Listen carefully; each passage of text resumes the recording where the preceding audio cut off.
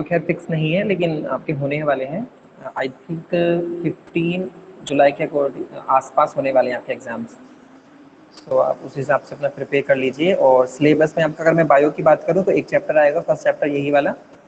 तो अच्छे से प्रिपेयर कर लेना। उससे पहले हमारा टेस्ट, देखो ये सेशन के थ्रू हम सब कुछ कर लेंगे क्लियर, और जब सब कुछ हो जाएगा तो टेस्ट भी बीच बीच में हम कंडक्ट कर लेंगे। और आपका एमसीक्यू बेस्ड ही टेस्ट होगा, जैसे पहले होते हैं आपके गूगल फॉर्म के थ्रू। तो अब देखते हैं गूगल फॉर्म से होता है या हम या इसके थ्रू हम टेस्ट लेंगे। दोनों में थोड़ा देखो डिफरेंस तो है ही। अगर हम टीचमेंट के थ्रू लेंगे तो यहाँ पर हमारे पास वो आप चीटिंग करते हैं ना बैठ के, तो चीटिंग की जो काम है वो थोड़ा कम हो जाता है। गूगल फॉर्म में आप चीटिंग कर सकते हैं, वो भी इसलिए कर सकते हैं क्योंकि वहाँ पर हम थोड़े से लीनियंट हो जाते हैं। सोच लेते हैं कि बच्चे के पास अभी टाइम नहीं हुआ, या फालतू टाइम दे दो, 2-4 मिनट कर लेगा तो। लेकिन यहाँ पर अगर इसके थ्रू लेंगे तो यहाँ पर सब कुछ टाइम बाउंड है, इसलिए चीटिंग के जो आसार हैं वो थोड़े आपके कम हो जाएंगे। बाकी करने वाले तब भी कर लेंगे, शू करना है। तो चलो अब हम स्टार्ट करते हैं। हमारा जो टॉपिक था ट्रांसपोर्टेशन हमारा चल रहा था, और ट्रांसपोर्टेशन के अंदर हमने हार्ट के बारे में थोड़ा चीज़ें हमने डिस्कस किया था, अबाउट हार्ट के chambers, valves, function of the valves, और हमारे डीऑक्सीजनेटेड ऑक्सीजनेटेड ब्लड कौन से चैम्बर में आता है हमारा और कहाँ जाता है, वो कैसे हार्ट बना होता है, मतलब उसकी जो स्ट्रक्चर है, जो उसका ओरिजिनेशन है वो कैसे है, कौन सी सेल होती है उसमें, यानी मसल सेल्स होती हैं। तो अब हम बात करने वाले नेक्स्ट की। सो पीडीएफ हम ओपन कर लेते हैं। और आई होप कि मैंने अब किसी बच्चे ने बोला था ना कि सर दूसरी क्लासेस हमारी नहीं चल सकती क्या, मतलब इस तरीके से, तो मैंने बोल दिया है प्रिंसिपल सर को। तो आई होप कि 99% तो चांसेस हैं कि आपकी और की भी चलने वाली हैं।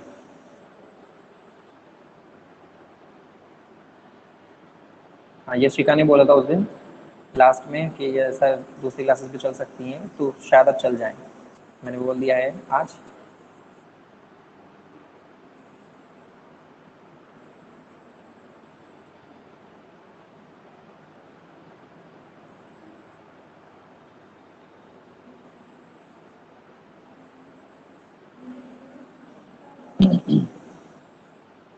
देखो ये तो हमने डिस्कस कर लिया है, हार्ट का चैम्बर्स हमने डिस्कस कर लिए थे। सुपीरियर वीना कावा, इंफीरियर वीना कावा, दोनों के हमें पता है कि क्या कैरी करती हैं। डीऑक्सीजनेटेड ब्लड यानी CO2 वाला blood lower side and upper side का, मतलब पता है हमें। सुपीरियर है तो वो अपर साइड से करती है, एब्डोमिनल कैविटी से ऊपर का जो हिस्सा होता है वहां से लेकर आती है CO2 ब्लड।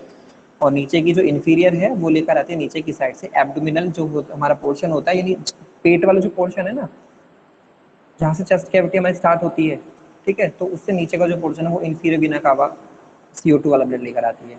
बाकी यहाँ पे देखो वाल्व भी लिखे हुए हैं, अगर मैं वाल्व दिखाऊं, 4 तरीके के वाल्व होते हैं ना। मैंने आपको बताया था बाइकस्पिड, ट्राइकस्पिड, ठीक है, पल्मोनरिक वाल्व, और एक था हमारा एओर्टिक वाल्व। ठीक है, तो एओर्टिक वाल्व कहाँ पर होगा, जहाँ पर एओर्टा होती है, जहाँ पर O2 वाला ब्लड निकल कर जाता है। पल्मोनरिक वाल्व कहाँ पर है, ठीक है, तो वो है हमारा जो पल्मोनरी आर्टरी है उधर की साइड लगा होता है।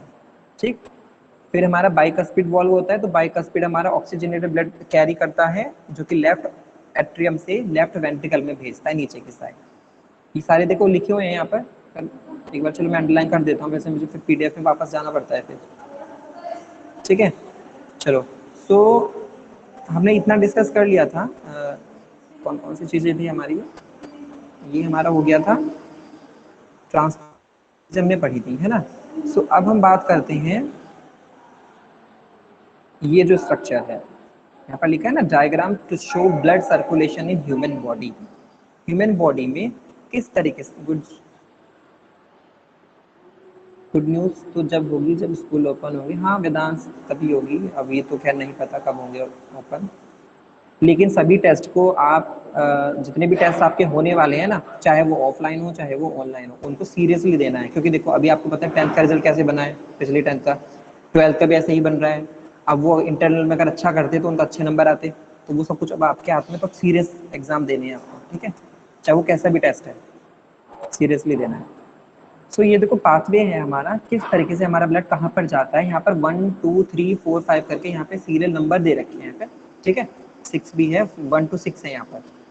तो कैसे ब्लड कहाँ पर जाता है, पल्मोनरी वीन कैरी, देखो मैं अंडरलाइन भी करता हूँ, हाईलाइट कर देता हूँ, ये देखो ये है ना पल्मोनरी वीन, कौन सा ब्लड लेकर आती है, ऑक्सीजनेटेड लिखा है यहाँ पर, देखो ऑक्सीजनेटेड ब्लड, क्लियर है, लंग्स से आता है सबको पता है, और लेकिन कहाँ जाता है, लेफ्ट एट्रियम में, ठीक है, ये देखो लेफ्ट एट्रियम में। तो पल्मोनरी वेन ब्लड लेकर आई ऑक्सीजनेटेड, कहाँ पर चला गया, हमारे लेफ्ट एट्रियम में। लेफ्ट एट्रियम में जैसे ही वो जाएगा तो वहां पर हमारा वॉल्व यूज होते हैं, जो यहाँ पर V1 V2 करके दिखा रखे हैं। तो V1 हमने बाइकस्पिड वॉल्व जो था वो यहाँ पर खुल जाता है, तो ब्लड आ जाएगा हमारा लेफ्ट ऑरिकल में, इसमें इकट्ठा हो जाएगा, क्लियर है। अब आता है हमारा, ये तो था हमारा ऑक्सीजनेटेड ब्लड के लिए जो लंग से आया था, पल्मोनरी वीन लेकर आई थी, पल्मोनरी वीन में लेफ्ट एट्रियम में दे दिया था। टोटल वॉल्व 4 है, अभी यहाँ पर से 2 लिखे हैं, ठीक। अब बात करते हैं डीऑक्सीजनेटेड ब्लड की, जो कहाँ पर लंग्स में जाएगा, पल्मोनरी आर्टरी लेकर जाएगी from the heart to lungs, यानी इधर से देखो यहाँ पे एरोस दिखा रखे हैं, ये आया यहाँ से और चला गया लंग्स में, कौन सा, CO2 वाला ब्लड। तो सबसे पहले ब्लड कहाँ पर आया, बॉडी ऑर्गन्स में, हमें पता है बॉडी में CO2 जब निकलती है तो वो डीऑक्सीजनेटेड ब्लड वीन्स होती है हमारी, सुपीरियर और इंफीरियर दोनों लेकर आती है और वो पहुंचा देती है राइट एट्रियम में। CO2 वाला ब्लड राइट एट्रियम में आ गया। यहाँ पर V2 यानी वॉल्व नंबर 2 है, जिसका नाम था tricuspid, tricuspid and bicuspid, name से भी सब क्लियर है, ट्राई मतलब 3, बाई मतलब 2, यानी ट्राइकस्पिड वाल्व वो वाला वॉल्व है जिसके अंदर मसल्स के बने हुए 3 फ्लैप होते हैं, फ्लैप लाइक स्ट्रक्चर होती है, ठीक। बाइकस्पिड का मतलब जिसमें 2 कस्प हो, 2 कस्प हो, कस्प का मतलब फ्लैप, फ्लैप का मतलब मसल्स के बने हुए कुछ स्ट्रक्चर है जो कि फ्लैट एक स्ट्रक्चर है, ठीक। तो फ्लैप फ्लैप बोलते हैं या कस्प भी बोलते हैं। तो ट्राई और बाई इसलिए है, बस ये याद रखना ट्राई कहाँ पर लग रहा है, ट्राई वाल्व यूज हो रहा है हमारा डीऑक्सीजनेटेड ब्लड के लिए। वंशिका बोले सर रिपीट, हाँ मैं दोबारा बता देता हूँ कि जो CO2 वाला ब्लड है, CO2 कहाँ बनी है, जब हमारी बॉडी की सेल में O2 चली गई तो CO2 निकलेगी, रेस्पिरेशन हो रहा है क्योंकि, और जब CO2 निकलेगी तो वो कहाँ जाएगा भाई, बॉडी से बाहर निकालनी जरूरी है ना, तो वो बॉडी से इकट्ठी होकर जाती है, यहाँ पे लिखा है पॉइंट नंबर 4, बॉडी से CO2 बनी, ये लिखा डीऑक्सीजनेटेड ब्लड यानी कि CO2 वाला ब्लड, सुपीरियर इंफीरियर वीना कावा वो लेकर जाती हैं राइट एट्रियम में। राइट एट्रियम में हमारा CO2 वाला ब्लड इकट्ठा हो जाता है। अब जब CO2 वाला ब्लड इकट्ठा होगा राइट एट्रियम में, तो जब ये फुल हो जाएगा तो इसके बाद कॉन्ट्रैक्शन होगा फिर दोबारा से मसल्स में, हार्ट की जो राइट एट्रियम की मसल है उनमें कॉन्ट्रैक्शन, जैसे ही कॉन्ट्रैक्शन होगा देन दबाव पड़ेगा तो वो ब्लड जाएगा आगे की तरफ, यानी नीचे की साइड कौन है, राइट ऑरिकल, इसमें जाएगा CO2 वाला ब्लड। तो ये जाएगा कैसे, with the help of valve, valve number 2 है ना यहाँ पर, तो वॉल्व नंबर V1 का नाम है, मैं लिख भी देता हूँ, चलो वॉल्व जो है यहाँ पर V1, V1 कौन है, बाई, BICUSPID,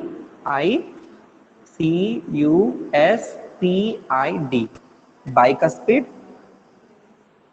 V2 जो है वो है हमारा ट्राई, TRI, ट्राइकस्पिड, ठीक है।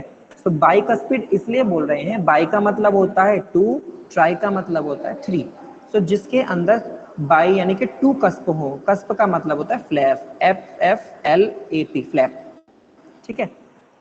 तो जिसके अंदर 2 फ्लैप हो तो वो बाइकस्पिड, इसमें 3 फ्लैप हो वो ट्राइकस्पिड, ये वाल्व होता है। तो जैसे ही हमारा जो ब्लड है जो राइट ऑरिकल में जाएगा CO2 वाला, तो अब उसके बाद कहाँ जाता है वो, जब हमारा ब्लड इसमें आ चुका है तो वो कहाँ जाएगा बताइए, कौन बताएगा। राइट ऑरिकल में जो हमारा ब्लड है, CO2 वाला ब्लड इकट्ठा हो चुका है वेंट्रिकल में, तो वो CO2 वाला ब्लड अब कौन लेकर जाएगा और कहाँ लेकर जाएगा, कौन लेकर जाएगा पहले ये बताइए। Who will carry deoxygenated blood from right ventricle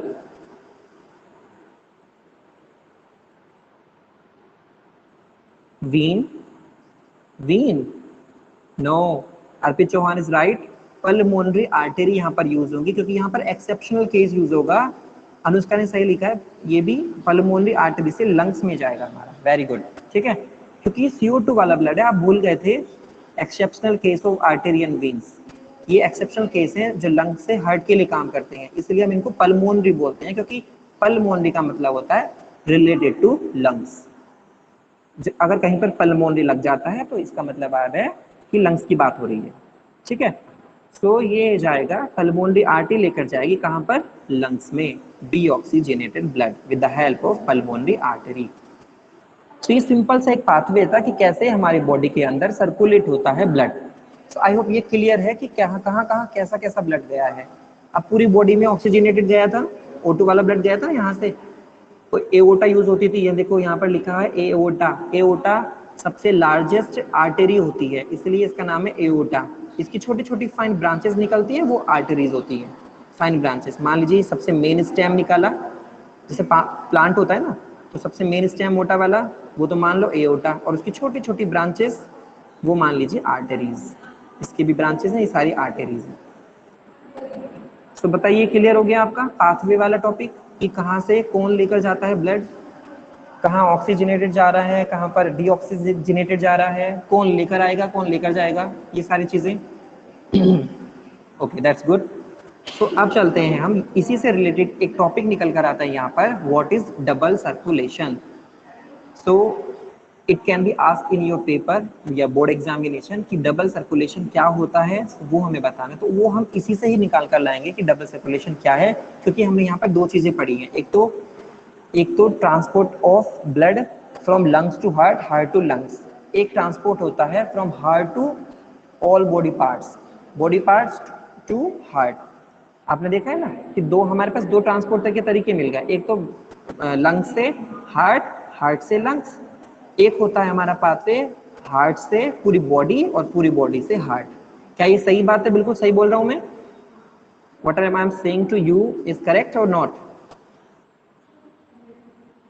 बिल्कुल यही तरीका है ना, दो तरीके से हमारा पाथवे चल रहा है, एक लंग से हार्ट, हार्ट से लंग्स, दूसरा चल रहा है हमारा हार्ट से बॉडी पार्ट, बॉडी से हार्ट। हाँ अनुष्का सही है, लब डब जो साउंड होती है वो हमारे वेंट्रिकल जो ये आवाज करते हैं ना, इनकी वजह से ही होती है। वेंट्रिकल हमारे यहाँ पर हेल्प करते हैं इस चीज में, आवाज जो देते हैं हमें लब डब। तो ये हो गया हमारा पाथवे। तो इसी से हमारा टर्म निकल कर आई है double circulation. As a name suggest double circulation. Circulation तो आपको पता है, it is a flow of blood into the human body. Circulation का मतलब तो ये हो गया है, लेकिन डबल का मतलब टू टाइम्स। डबल मतलब दो बार। तो यानी कि हमारा जो ब्लड है वो दो बार आता है, सर्कुलेट होता है हमारे हार्ट में, ठीक है, दो बार आता है हमारे हार्ट में। अब किस तरीके से आता है तो वो मैं आपको दोबारा से पीडीएफ खोल के दिखाता हूँ।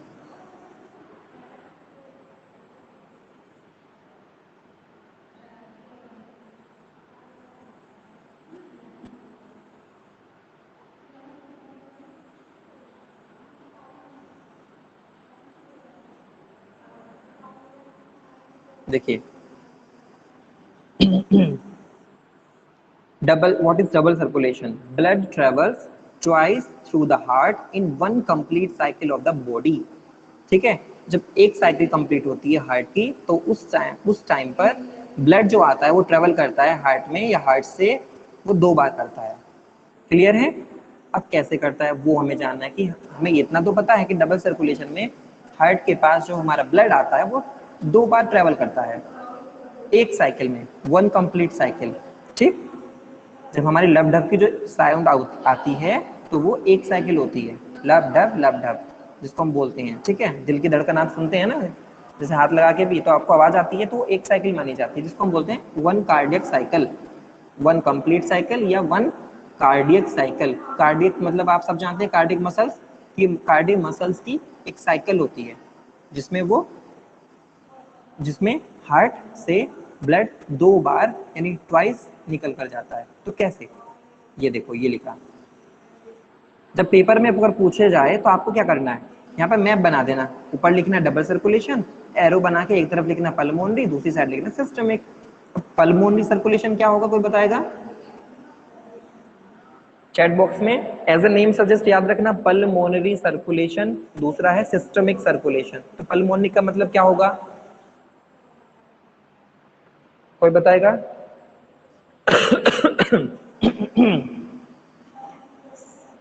किसने बोला? अर्पित चौहान, चानू ने बोला है lungs to heart, very good. और कोई थोड़ा अलग से?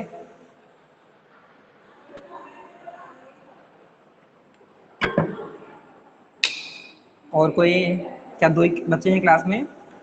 यशिका ने लिखा है लंग्स टू हार्ट, अर्पित ने लिखा है हार्ट टू लंग्स। ठीक है, हाँ पल्मोनरी में दोनों चीज आएंगी, चाहे वो लंग्स से हार्ट हो, हार्ट से लंग्स हो, क्योंकि ये पल्मोनरी सर्कुलेशन है। So as a name suggest, pulmonary circulation, blood moves from the heart to lungs and back to heart. ठीक, हार्ट से लंग्स जाएगा, देन लंग्स से हार्ट जाएगा। इसको मतलब आपको ऐसा नहीं है कि इसी लाइन से लिखना है, आप लंग्स टू हार्ट लिखिए या लंग्स हार्ट टू लंग्स लिखिए, बात एक ही है। कभी सोचेंगे सर यहाँ पे ऐसे लिखा है, ऐसे मतलब आप कैसे भी लिख सकते हैं, सेंस बस हमारी लंग्स और हार्ट वाली होनी चाहिए। हाँ, blood moves from the heart to the lungs and back to the heart, very good.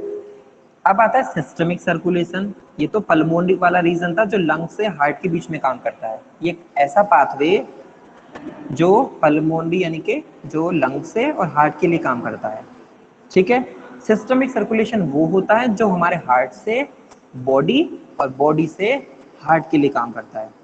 Clear? अब देखो इसको थोड़ा सा वैसे जानते हैं। जब हम पल्मोनरी सर्कुलेशन की बात, सिस्टमिक का मतलब समझ में आ गया ना? सिस्टमिक समझ में आ गया? सिस्टमिक का मतलब जब हमारा सिस्टम काम कर रहा है, जब हमारे पूरी बॉडी का जो सिस्टम है उसको, उसका जो एटीपी जनरेशन है सारा काम स्टार्ट हो जाता है, सिस्टम हमारा वर्क करने लगता है, इसकी वजह से वो है सिस्टमिक। यानी heart to lungs, sorry heart to body, body to heart. So जब पल्मोनरी की बात होगी तो क्या क्या चीजें यहाँ पर हो रही हैं? लंग्स में एयर आई, लंग्स में एल्वोलाई में गई, जब एल्वोलाई में एयर जाएगी, ऑक्सीजन जाएगी, तो वहाँ पर डिफ्यूजन होगा गैसेस का, तो O2 क्योंकि ज़्यादा अमाउंट में है बाहर से आई है तो वो ब्लड में चली जाती है, ब्लड उसको कैरी करेगा with the help of pulmonary veins, वो जाएगा हमारे किसमें? हार्ट में। हार्ट के चैम्बर आपको पता है कौन से में जाएगा? लेफ्ट वाले में। देन जैसे ही वो उसमें जाएगा तो CO2 सॉरी O2 हमारे नीचे वेंट्रिकल में जाएगी, फिर वो पूरी बॉडी में चली जाती है।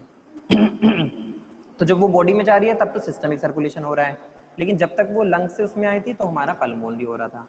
अब इसका दूसरा देखते हैं, दूसरा पहलू क्या है, दूसरा जो इसका सिस्टमिक सर्कुलेशन वाला है इनके। तो जब वो बॉडी में चला गया O2 वाला ब्लड, तो क्या होगा, कहाँ जाएगा? वो ब्लड लेकर जा रहे हैं टिश्यूज में। टिश्यूज क्या है, किससे बने होते हैं? सेल से। तो सेल के अंदर एंट्री हो जाएगी हमारे उस ब्लड की जिसमें O2 था। अब जैसे जैसे O2 यूज होगी वैसे वैसे हमारा न्यूट्रिशन होगा, यानी कि ऑक्सीडेशन ऑफ फूड जिसको हम बोलते थे, जिसको बोलते थे रेस्पिरेशन। तो जैसे जैसे खाने के साथ सॉरी जैसे जैसे खाने के साथ हमारा O2 मिक्स होता है तो वो आपको पता है ब्रेकिंग डाउन ऑफ फूड हो जाती है, तो ऑक्सीजन के साथ साथ वो क्या निकलेगा? CO2 निकलेगी, CO2 रिलीज होती है। तो जब CO2 रिलीज होगी तो CO2 को बाहर जाना भी जरूरी है, तो वो कैसे जाए? तो वहां पर हमारी बॉडी के जो सेल हैं वो CO2 आएगा हमारा with the help of veins, जो नॉर्मली वीन्स होती है वो वाली वीन्स, और वो लेकर जाएंगे हमारे किसमें? जो हमारे सुपीरियर इंफीरियर वीना कावा है उनकी हेल्प से हमारे हार्ट में चली जाएंगी। ठीक, और जैसे जैसे वो हार्ट में चली जाएंगी तो क्या होगा? राइट वाले पोर्शन जो है हार्ट के चैम्बर है दो, फिर वो लेकर चला जाएगा pulmonary artery, exceptional case of artery, lungs में। तो इस तरीके से पूरा पाथवे हो रहा था जिसको हमने 2 पार्ट्स में डिवाइड कर दिया था, एक बॉडी वाले पार्ट्स में, एक लंग्स वाले पार्ट्स में। तो इसलिए डबल सर्कुलेशन होता है ये। तो पेपर में अगर आता है तो बिल्कुल इतना सा ही लिखना है आपको। डायग्राम बनाकर दिखा सकते हैं, अच्छी बात है। डायग्राम नहीं बनता तो आपको सिर्फ हार्ट की जगह प्लस ऐसे करके दिखा देना, बॉक्स बना देना 4, और बस उसको अपनी लैंग्वेज में, अपनी ऑन लैंग्वेज में दिखा देना। सो क्लियर है ये वाला topic, pulmonary circulation and systemic circulation. Double circulation clear हो गया है? What is double circulation?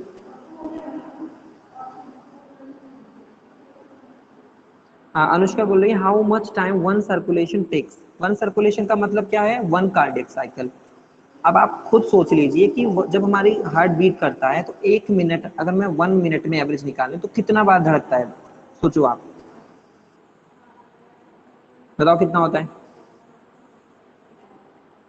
1 complete cycle जिसको हम बोल रहे हैं, 1 कार्डियक साइकिल हम जिसको बोलती हैं, तो 1 मिनट में, क्योंकि हम नॉर्मली 1 मिनट में ही देते हैं, कहीं पर नेट पर भी देखें तो 1 मिनट का ही दिखा आता है। सो वो कितनी होती हैं? Very good, 72 times. So 1 minute में 72 टाइम्स है। तो अगर हम इसको सेकंड्स में निकालें तो आप निकाल सकते हैं। सेकंड्स में कैसे निकालेंगे? 72 को डिवाइड कर देना 60 से, तो कितना आएगा, कितना आएगा 12, 1.2 आएगा ना, ठीक है। यानी लगभग 1.2 कार्डिक साइकिल होती हैं एक सेकंड में। एक मिनट में तो सबको पता ही है 72 होती हैं, 72 होती हैं, मतलब ये वेरी कर सकता है आपकी कंडीशन पे, 72 भी हो सकती हैं, 70 भी हो सकती हैं, 73 भी हो सकती हैं, 71 भी हो सकती हैं। क्लियर है, बच्चों में ज़्यादा होती है, तेजी से होता है उनमें। सो नॉर्मली ये जो है हमारी 72 टाइम्स, तो ये हमारी कार्डिक साइकिल एक मिनट की थी। एक मिनट में इतनी सारी कार्डिक साइकिल होती है, 72 कार्डिक साइकिल्स होती हैं। यानी जो दिल धड़क रहा है जिसको हम बोलते हैं लबडब वाली साउंड, वो एक मिनट में 72 बार आपको सुनाई देंगी। सो ये क्लियर है, बताइए अब क्लियर है? ओके, चलिए नेक्स्ट देख लेते हैं हम। कितना टाइम हुआ है अभी, क्योंकि आज मीटिंग भी है तो थोड़ा सा कम करेंगे आज हम। ओके, सो अभी तक हमने देखो, हमें ब्लड सर्कुलेटर सिस्टम, जो पूरा हमारा सर्कुलेटरी सिस्टम था ह्यूमन बींग का, उसको 3 पार्ट में डिवाइड किया था। एक हार्ट, एक ब्लड वाला था, और एक हमारा क्या था, लिम्फ वाला सिस्टम जो था, आपको याद होगा। एक हमारा वीन्स वाला था जिसमें ब्लड कार्पल्स थी या ब्लड सेल्स थी या ब्लड ट्यूब्स थी। सो अब यहाँ पर हम देख लेते हैं ब्लड। अब ब्लड क्या है, which is a fluid connective tissue. ये तो क्लियर है कि फ्लूइड कनेक्टिव टिश्यू होता है हमारा ब्लड। नाइन्थ में हमने डिस्कस किया है कि blood is a type of connective tissue, और फिर उसमें हम कनेक्टिव टिश्यू जैसे जैसे हम बोलते थे, तो ब्लड कैसे बना है, ब्लड के अंदर क्या क्या होता है, वो सारी चीजें यहाँ पर लिखी हुई है। सॉलिड कंपोनेंट कौन सा है, जिसमें ब्लड कार्पल्स होती है। कार्पल्स का मतलब सेल, ब्लड कार्पल्स का मतलब होता है ब्लड सेल्स। कौन कौन सी सेल्स होती हैं, आरबीसी, प्लेटलेट्स, डब्ल्यूबीसी, ये हमें पता है। लिक्विड कंपोनेंट कौन सा होता है, प्लाज्मा, लिक्विड वाला पोर्शन, जिसकी वजह से वो फ्लूइड बन रहा है, ठीक। उसमें क्या क्या है वो भी हम बात करेंगे। तो पहले हम ब्लड सेल्स की बात कर रहे हैं, कौन कौन सी है, आरबीसी। तो आरबीसी क्या करती हैं, रेड ब्लड सेल्स है, वेरी गुड, ये तो सब क्लियर है। कैरीज गैस, आपको पता है, यहाँ पर देखो O2 भी लिखा है, CO2 भी, मैंने आपको बताया भी था CO2 का कुछ पोर्शन भी ये 2-4% CO2 को भी कैरी कर लेता है आरबीसी वाला। आरबीसी के अंदर वो होता है ना हीमोग्लोबिन, यहाँ लिखा है ना कंटेन HB। कंटेन HB का मतलब contain haemoglobin which is iron containing pigment, जिसकी वजह से हमारा जो ब्लड, जिसको हम बोल देते हैं शोइंग रेड कलर, ठीक, थोड़ा थोड़ा रेड जो रेडिश दिखा रहा है, वो हीमोग्लोबिन में आयरन की वजह से है। तो ये जो आयरन है, इस यानी कि जो हीमोग्लोबिन है, तो हीमोग्लोबिन का एक पिगमेंट, याद रखना, हीमोग्लोबिन का सिंगल पिगमेंट यानी एक पिगमेंट 4 ऑक्सीजन मॉलिक्यूल या CO2 मॉलिक्यूल को कैरी करता है। एक हीमोग्लोबिन 4 ऑक्सीजन मॉलिक्यूल को कैरी करता है, याद रखना। So RBC which is red blood cells, ठीक। ये रेड ब्लड सेल्स क्या करती हैं, फंक्शन क्या है इनका, पेपर में अगर आता है, वैसे नहीं आता कभी भी, तो कैरीज ऑक्सीजन, CO2 कितने मॉलिक्यूल्स, 4, कंटेन HB यानी हीमोग्लोबिन। हीमोग्लोबिन क्या है, विच is red colour, which is pigment, iron containing pigment, ठीक। दूसरा आता है हमारा, अब देखो आरबीसी का फंक्शन, मेन फंक्शन क्या है, यहाँ पे लिखा है कैरीज O2 CO2। तो अगर पेपर में आया तो कि what is the function of RBC, तो आप लिख देंगे ये हमारी बॉडी को क्या देती है, ट्रांसपोर्ट कराने में हेल्प करती है ऑक्सीजन CO2 का, ठीक, एक्सचेंज करवाने में हेल्प करती है। वैसे मेजरली हम तो यहाँ O2 की बात करेंगे, क्योंकि O2 से ही हमारी बॉडी एक्टिव होती है, एटीपी बनाती है। O2 सबसे मेन है, इसलिए आरबीसी का जो हीमोग्लोबिन है वो O2 के लिए ज्यादा काम करता है, ठीक है। तो आरबीसी हमारे लिए ऑक्सीजन प्रोवाइड कराती है। ब्लड जो नेक्स्ट आती है, blood platelets, so which helps in blood clotting. जो ब्लड क्लोटिंग होती है, जब चोट लग जाती है, इंजरी हो जाती है, तो एक्सेसिव अमाउंट में ब्लड हमारा बाहर निकलने लगता है, तो उसको धीरे धीरे कम करने का, स्लो डाउन करने का जो काम है, वो सारा है ब्लड प्लेटलेट्स का, ठीक है। तो ये जो प्लेटलेट्स होती हैं, ये उसको क्या करती हैं, ब्लड को जहाँ चोट लगती है उसको बंद करने का काम करती हैं। तो अगर किसी की नॉर्मल बॉडी है, कुछ भी प्रॉब्लम नहीं है, तो उसका बॉडी का जो ब्लड है वो जल्दी से 1-1.5 मिनट के अंदर वो बंद हो जाता है, ठीक है। अगर किसी को कोई बीमारी है, जैसे शुगर है, ठीक है, तो ऐसी कंडीशन में थोड़ा टाइम लग सकता है उसके ये काम होने में, यानी कि ब्लड क्लोटिंग करवाने में। तो क्लोट कर देती हैं ब्लड। तो प्लेटलेट्स जो होती हैं, platelets with the help of एक, यहाँ पर एक हमारा विटामिन है के, विटामिन के, ठीक है, उसकी वजह से हमारा जो क्लोटिंग है वो हो जाता है ब्लड का, यानी खून का जो जमना होता है, खून जम जाता है, वो प्लेटलेट्स की हेल्प से, वो पोटेशियम की वजह से जम जाता है। ठीक, तो प्लेटलेट्स के पास एक स्पेशल प्रोटीन होता है जिसको हम बोलते हैं थ्रोम्बोप्लास्टिन। क्या है वो? थ्रोम्बोप्लास्टिन। वो जो थ्रोम्बोप्लास्टिन है, उस प्रोटीन की वजह से हमारा खून जमता है जब चोट लगती है। क्योंकि इतना डिटेल में आपका क्लोटिंग नहीं है, सिर्फ इतना सा मोटा मोटा ही है कि ब्लड क्लोटिंग क्या है, कैसे होती है, प्लेटलेट्स वहाँ पर हेल्प करती हैं, उसके साथ साथ पोटेशियम वहाँ पर हेल्प करता है, विटामिन के जिसको हम बोल रहे हैं। ठीक, उसके साथ साथ हमारा एक प्रोटीन है जिसका नाम है थ्रोम्बोप्लास्टिन, वो हेल्प करता है। बस इतना सा है अगर पेपर में पूछा जाता है तो। क्योंकि ये थोड़ा सा घुमा के भी दे देते हैं कि जब चोट लगती है, एक कहानी से बनाकर देंगे आपको पैराग्राफ, तो इस केस में तो चोट की बात हो रही है, ब्लड निकलने की बात हो रही है, तो आप जाहिर सी बात है यहाँ प्लेटलेट्स के बारे में लिखने वाले हैं। फिर आता है हमारा तीसरी सेल WBC, जिसको मतलब अब जानना जरूरी भी है क्योंकि कोरोना चल रहा है, तो वहाँ पर बहुत ज़्यादा ये चीज़ें देखी जाएंगी। सो प्रोवाइड इम्यूनिटी, एक तरीके से हमारी बॉडी को इम्यूनिटी प्रोवाइड करा रही है, यानी provide body defence bye engulfing the germs and producing antibodies. जो WBC हैं वो डिफेंस वाला काम करती हैं, यानी कि वो जो बाहर से जर्म्स आ जाती हैं उनको पकड़ने का, उनको खाने का काम करती हैं, और उसके साथ साथ ये WBC एंटीबॉडीज भी प्रोड्यूस करती हैं। ठीक है, एंटीबॉडीज, एंटी मतलब अपोजिट, बॉडी मतलब एक डिफरेंट पार्टिकल है जो बाहर से आया, उस बॉडी के अगेंस्ट काम करने वाली।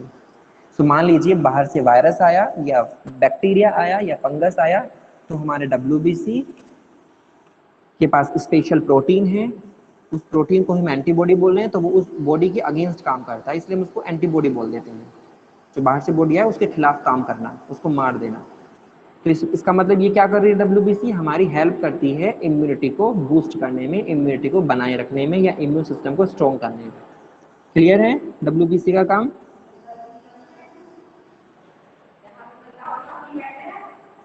सो WBC क्लियर हो गया, मतलब तीनों सेल्स आपकी क्लियर हैं, कौन क्या करता है, इतना ही पूछा जाता है आपके कोर्स में, इतना ही है।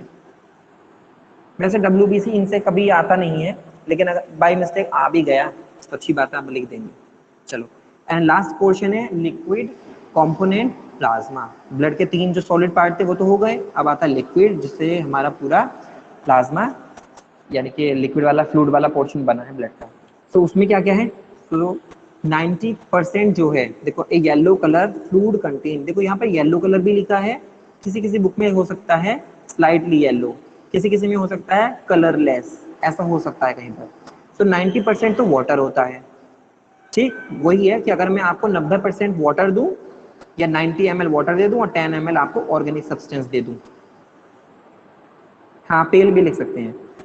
सो 90 ml मैंने आपको वाटर दिया, 10 ml मैंने आपको ऑर्गेनिक सब्सटेंस दे दिया।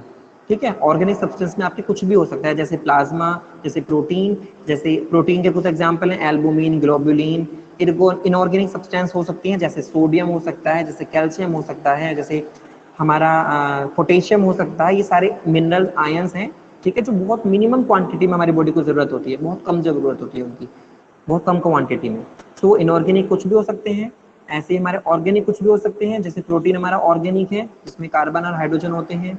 ठीक, तो ये क्या है, ये ऑर्गेनिक जो कंपोनेंट है या ये जो इनऑर्गेनिक जो कंपोनेंट है, ये सारे हमारे 10% में आ गए हैं। तो अगर हम इसको मिक्स कर लें, 90% वाटर, 10 ml हमारे या 10% हमारे ऑर्गेनिक सब्सटेंस, हाँ मैं अभी बताऊंगा फंक्शन ऑफ प्लाज्मा, अभी उस पर नहीं गए हैं। सो 90% वाटर, 10% ऑर्गेनिक सब्सटेंस, थोड़े बहुत इनऑर्गेनिक सब्सटेंस भी। ठीक है, उससे मिलकर हमारा ये फ्लूइड टाइप प्लाज्मा हमारा बनता है, लिक्विड पोर्शन बन रहा है। क्लियर है, तो ऐसे ये बना है। अब आती है बात प्लाज्मा के फंक्शन की, तो काफी सारे यहाँ पर फंक्शंस हम इसके बोल सकते हैं, जैसे कि एक तो ट्रांसपोर्ट में हेल्प करना। देखो RBC, ब्लड प्लेटलेट्स, WBC कैसे जाएंगी एक पार्ट से दूसरे पार्ट में बॉडी के, अगर प्लाज्मा ना हो तो क्या ये चल पाएंगी, क्योंकि इनके पैर तो नहीं है, इनको फ्लैजिला सीलिया तो नहीं है, ये इधर उधर चली जाएंगी। तो ये मूवमेंट करने में हेल्प करता है प्लाज्मा। सबसे मेन जो फंक्शन है वो तो यही हो गया है, ट्रांसपोर्ट कराने में WBC का, प्लेटलेट्स का और RBC का। दूसरा फंक्शन ये है कि ये हेल्प करता है हमारा, क्योंकि देखो इसके अंदर कितनी सारी चीजें पड़ी हैं, प्रोटीन पड़ा हुआ है, इनऑर्गेनिक सब्सटेंस पड़े हुए हैं। ठीक, तो ये सारी चीजें क्या है, ये भी प्लाज्मा के अंदर ही हैं। तो क्योंकि ये प्लाज्मा के अंदर ही हम पढ़ रहे हैं, तो ये इनका जो फंक्शन होगा वो भी प्लाज्मा का ही फंक्शन बोला जाएगा। प्रोटीन है, जैसे मैंने बताया था आपको थ्रोम्बोप्लास्टिन, प्लेटलेट्स हम पढ़ रहे थे, एक प्रोटीन होता है जो थ्रोम्बोप्लास्टिन के साथ मिलकर हेल्प करता है खून जमाने में। तो थ्रोम्बोप्लास्टिन है, क्या काम करेगा, खून जमाने में हेल्प करवाएगा। और भी आयंस हैं, जैसे पोटेशियम की बात करी थी, वो भी खून जमाने में हमारी मदद कर रहा है। ऐसे ही यहाँ पर एक एक एक प्रोटीन और है जिसका नाम है हिपैरिन। हिपैरिन, हिपैरिन मैं लिख देता हूँ, हिपैरिन, HEPARIN। हिपैरिन एक स्पेशल प्रोटीन है, ठीक, जिसका काम होता है एंटी क्लोगिंग।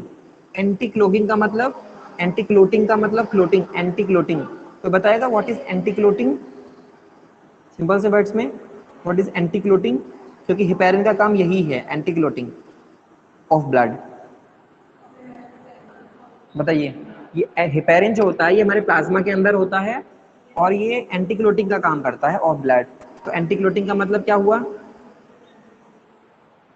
बताइए कौन बताएगा, what is anti clotting.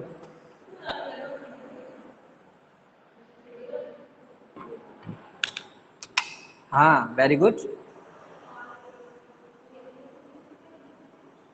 Very good. Clotting के अगेंस्ट, मनशिका ने भी सही लिखा है, अगेंस्ट ब्लड क्लोटिंग, अनुष्का ने भी सही लिखा है, stops clotting function.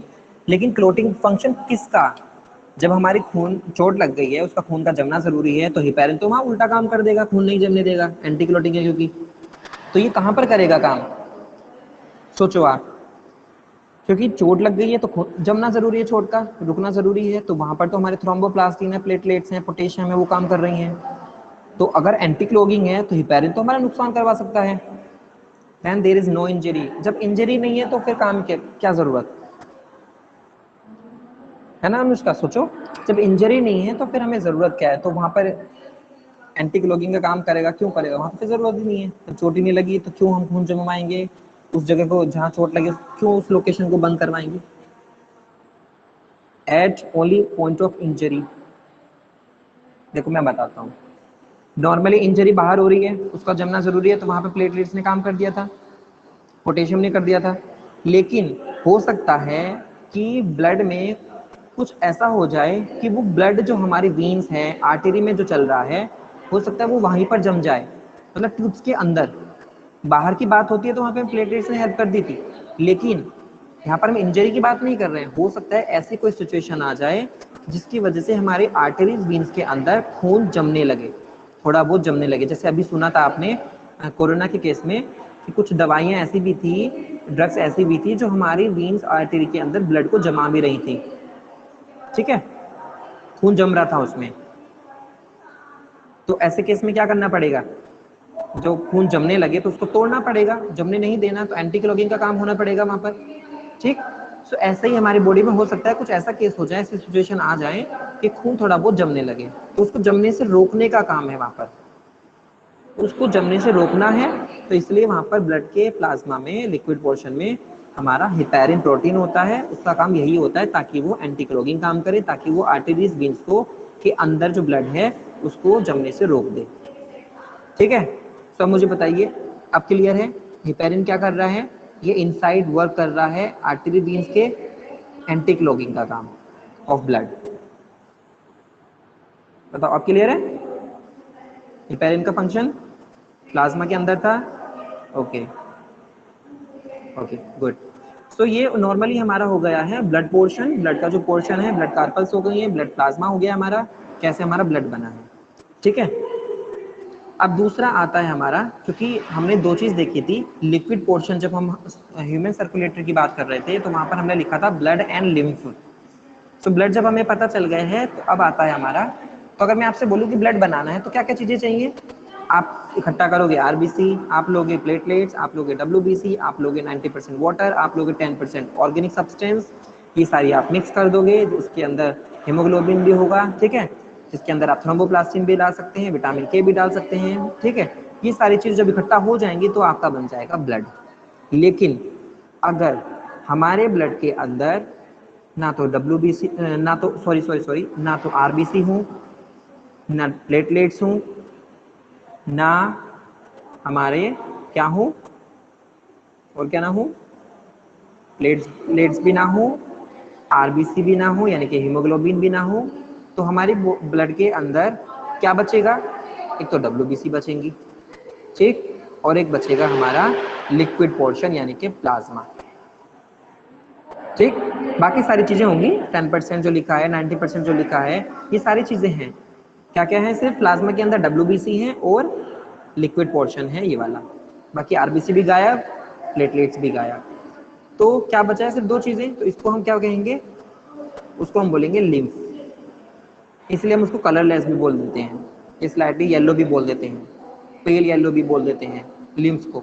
So what is lymph, lymph क्या है, एक लिक्विड पोर्शन है, ब्लड का ही एक लिक्विड पोर्शन है, लेकिन जिसके अंदर आरबीसी और प्लेटलेट्स नहीं होती, सिर्फ डब्ल्यूबीसी होती हैं, और ये होता है जो 90 और 10% लिखा है।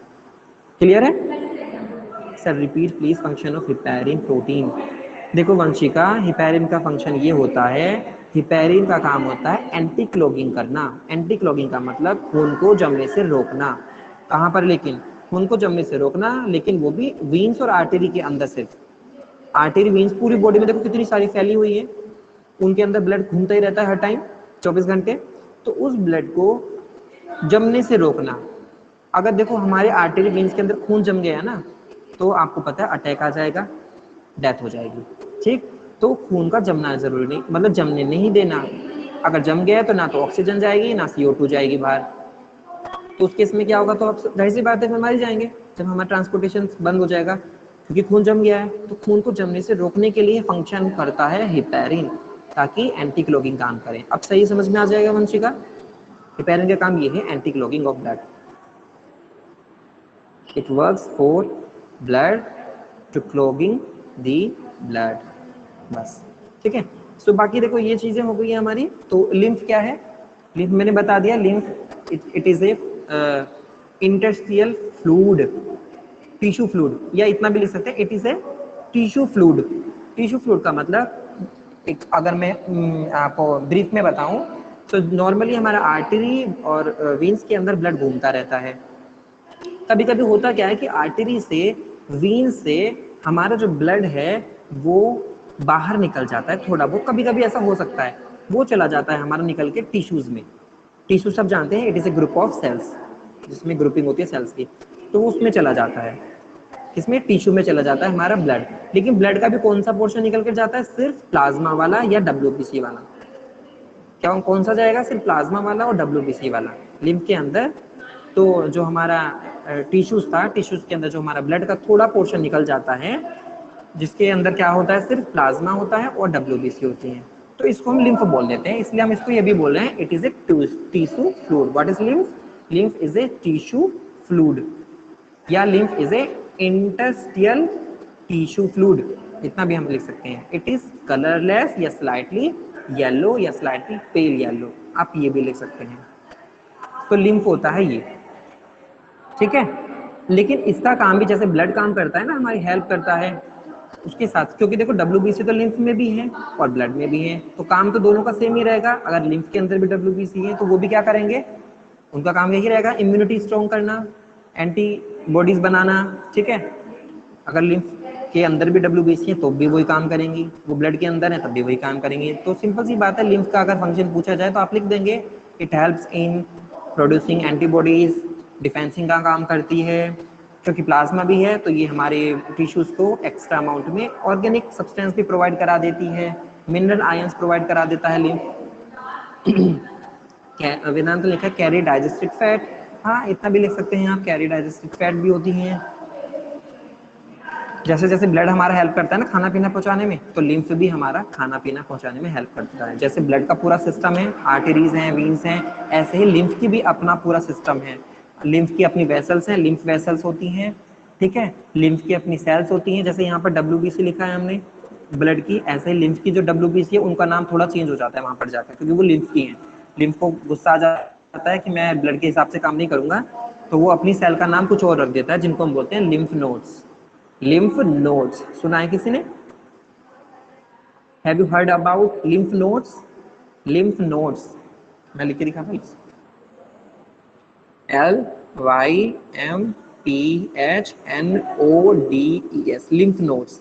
किसने सुना है लिम्फ नोड्स? नो सर, कोई बात नहीं। लिम्फ नोड्स WBC वाली सेल होती हैं जो कि लिम्फ के अंदर प्रेजेंट होती हैं और इनका काम होता है इम्यूनिटी का स्ट्रॉन्ग करना, एंटीबॉडीज को बनाना, डिफेंस में काम करना, बैक्टीरिया वायरसेस या जितने भी आउटर पार्टिकल है उनको मार देना। लिम्फ नोड्स का ये काम होता है, ये लिम्फ की सेल होती हैं। ठीक है, तो आप ये लिख सकते हैं lymph nodes are the type of WBC cells या व्हाइट ब्लड सेल्स। क्लियर है? तो लिम्फ का काम ये है। तो लिम्फ की अपनी वेसल्स भी हैं जिनको हम बोलते हैं लिम्फ वेसल्स। ठीक, लिम्फ नोड्स उसकी सेल होती हैं। तो लिम्फेटिक सिस्टम होता है पूरा हमारी बॉडी के अंदर, जैसे ब्लड सर्कुलेटरी सिस्टम है ऐसे ही लिम्फेटिक सिस्टम है। लिम्फेटिक सिस्टम में लिम्फ घूमता रहता है, ठीक है, और ब्लड में हमारा। समझ में आ गया आपको? चलो, अब मीटिंग हो रही है, अब हमारा जो लेक्चर है आज के लिए वो पूरा हो चुका है। अब नेक्स्ट में हम बात करेंगे क्योंकि एक मीटिंग है, बुलाया गया है मुझे। चलो ठीक है, समझ में आ गया होगा आपको? Okay, take care, bye bye. भाई कोई कंफ्यूजन होंगी तो आप चैट बॉक्स में लिख देना।